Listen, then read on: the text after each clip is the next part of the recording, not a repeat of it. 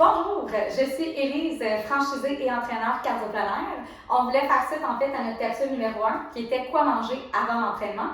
Et le sujet du jour, c'est quoi manger après l'entraînement. Donc, c'est la deuxième question qu'on se fait le plus souvent poser. Je vous présente Audrey-Anne, qui est nutritionniste. Oui, bonjour tout le monde. Donc, je m'appelle Audrey-Anne Brunel, nutritionniste. J'aime beaucoup la nutrition du sport. Donc, si vous avez des questions, gênez-vous pas dans les commentaires, ça va me faire plaisir d'y répondre. Puis pour le moment, on va compléter, disons, notre partie 1 avec plus post-entraînement, répondre à ces questions-là qui reviennent souvent.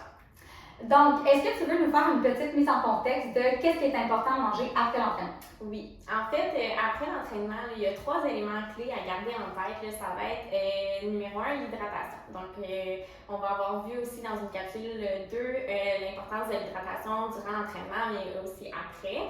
Donc, à garder en tête l'hydratation, on va avoir les glucides et les protéines. Les raisons sont simples. Pourquoi les glucides et les protéines? Les glucides, en fait, vont nous permettre d'aller refaire nos réserves en glycogène. En fait, c'est la source d'énergie qui se retrouve dans nos muscles et est utilisée lors de l'effort physique.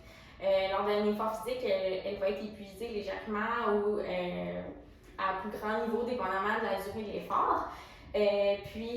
Pour les protéines, ça va être surtout pour la réparation des tissus musculaires. Donc, tout aller réparer les petites micro-déchirures quand on se sent raqué après un entraînement, les protéines vont servir à ça. Merci. En fait, pour vous donner un exemple concret par rapport à moi, généralement, quand je termine de m'entraîner, je mange un repas complet. Donc, est-ce que c'est bon? Qu'est-ce qu'il y en a avec ça? En fait, c'est bon. En fait, il faut regarder selon la situation. Est-ce qu'on vient de s'entraîner puis il est l'heure du repas? On écoute nos signaux, c'est super important. Oui, j'ai faim, parfait, je mange mon repas. Sinon, si, disons, je termine mon entraînement, ouf, ça m'a un peu coupé l'appétit, j'ai pas faim tout de suite. Est-ce que c'est vraiment pertinent que je mange tout de suite? Pas nécessairement. En fait, on peut attendre une plus longue durée. C'est un mythe de penser qu'une demi-heure après l'entraînement, c'est nécessaire de s'alimenter. En fait, ça va être surtout important lorsqu'on a un deuxième entraînement dans la même journée. Mais écoutez, ça, c'est des choses qu'on peut aborder en clinique. Ça va être vraiment du cas par cas. Chose qui est assez rare avec cardio-planaire, juste pour mettre en contexte, mais effectivement, généralement, on fait une séance dans notre journée. Donc, si je ne prends pas le repas complet, qu'est-ce que je peux prendre? Oui, en fait, il y a toujours des collations. Il y a le bon vieux verre de lait au chocolat. Let's Go Sport qui font du lait, dans le fond, qui peut rester à température de la pièce. Donc, c'est une belle option à emmener dans un sac de sport. C'est assez facile. Il n'y a pas besoin d'être réfrigéré nécessairement. Pourquoi du lait au chocolat? Dans le fond, le lait au chocolat va avoir des glucides, des protéines, puis il va être aussi un liquide qui va venir favoriser l'hydratation. Par exemple, c'est pas la seule bonne option. Je voulais vous sortir elle pour un peu la démystifier parce qu'on l'entend souvent. Mais après ça, il va toujours avoir comme tu nous parlais, Élise, de ton pain aux bananes avant un entraînement. Il peut être aussi bon après un entraînement, disons, avec un petit yogourt grec à côté. Fait qu'on va avoir une bonne source de glucides, on va avoir des protéines.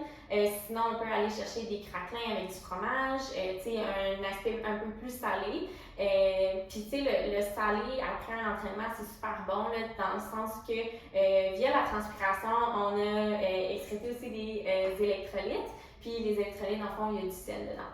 Donc, ça peut être intéressant d'aller chercher peut-être des petites collations salées suite à un entraînement pour aller refaire nos réserves en électrolytes, justement, qui sont nécessaires dans le corps.